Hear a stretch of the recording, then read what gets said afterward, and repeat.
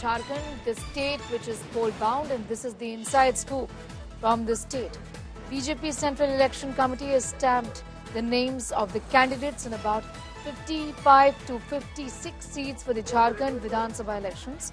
BJP will be issuing a list of names of candidates in the next 1 or 2 days is what we are learning. Our sources indicate that BJP wants to give all Jharkhand Students' Union 9 to 10 seats in the NDA alliance in Jharkhand. But the president of AGSU wants at least 11 seats. JDU has been offered 2 seats by the BJP, but they want 3 seats is what we know. LGP has been given 1 seat, rather offered 1 seat. Chirag Paswan also wants 2 seats.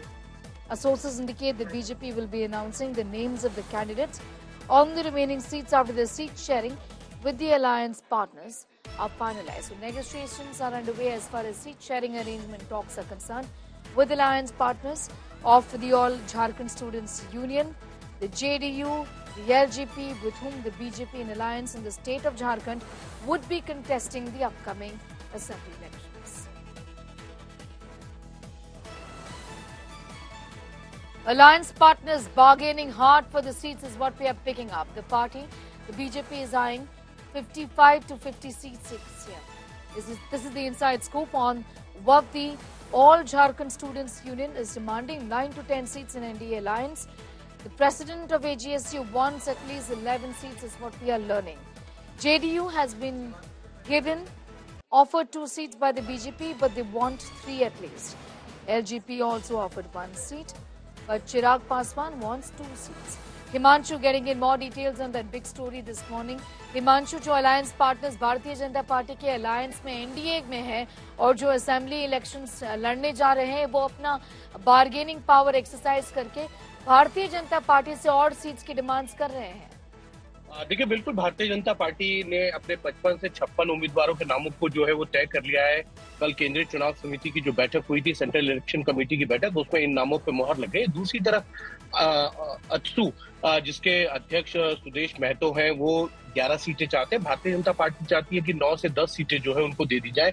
और 2019 में भी अत्सू जो है 14 seat चाहता था, तब Bharatiya Janata party ने उन्हें 8 सीटों का ऑफर दिया था और ये कहा था कि 1 सीट और दे सकते हैं। भारतीय जनता पार्टी इस बार नहीं चाहती है कि कुछ इस तरीके का गठबंधन ना हो पाए जो गलतियां 2019 में हुई गठबंधन के साथियों के चलते। अत्सू ने पिछली बार जो है गठबंधन से बाहर जाके चुनाव लड़ा और उसका खामियाजा भारतीय जनता पार्टी को भुगतना पड़ा और भारतीय जनता पार्टी जो है 25 सीटों पर ही चुनाव जीत पाई और अत्सू ने जो है 40 से ज्यादा सीटों पर चुनाव लड़ा था और सिर्फ 2 सीटें वो जीत पाए थे। तो ऐसे में भारतीय जनता पार्टी ये चाहती है कि अत्सू और भारतीय जनता पार्टी मिलकर चुनाव लड़े। और दूसरी तरफ जेडीयू, जो बिहार में भारतीय जनता पार्टी की गठबंधन की साथी है, वो भी चाहती है कि उनको भी जो है 3 सीटें मिले, लेकिन भारतीय जनता पार्टी की तरफ से उनको 2 सीटें ऑफर की गई हैं। सरयू राय, जिन्होंने पिछली बार मुख्यमंत्री रहते हुए रघुवर दास को हराया था, वो इस वक्त जो है जेडीयू में शामिल हो चुके हैं और वो जेडीयू के से सीट चाहते हैं जमशेदपुर ईस्ट से, तो वहां से उनको सीट दी जा रही है। 1 सीट और जो है जेडीयू को ऑफर की गई है, लेकिन जेडीयू भी 2 सीट चाहता है। चिराग पासवान पिछली बार एनडीए में चुनाव लड़े थे जब उनकी पार्टी यूनाइटेड थी, उनके चाचा और वो साथ थे, तो 1 सीट चिराग पासवान को दी गई थी। लेकिन इस बार चिराग पासवान भी जो है वो चाहते हैं कि 2 सीटें जो है उनको कम से कम मिले और उसको लेकर बातचीत चल रही है। उन्होंने गृह मंत्री अमित शाह से मुलाकात की थी। आज वो विदेश दौरे से लौट रहे हैं, तो लगता है कि आज फिर वो दोबारा भारतीय जनता पार्टी के आलाकमान से मुलाकात करेंगे और अपनी बात को रखेंगे। लेकिन इतना जरूर है कि उनको भी 1 सीट का ऑफर दे दिया गया है।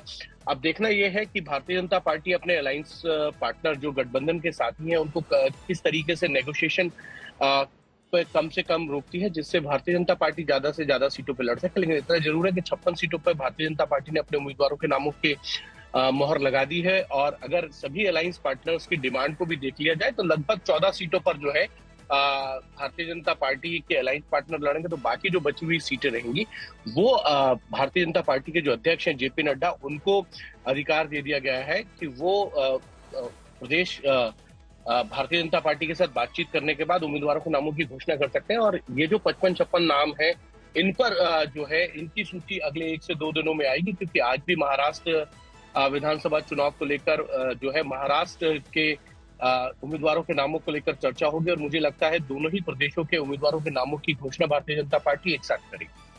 शुक्रिया मेरे साथ जुड़ने के लिए।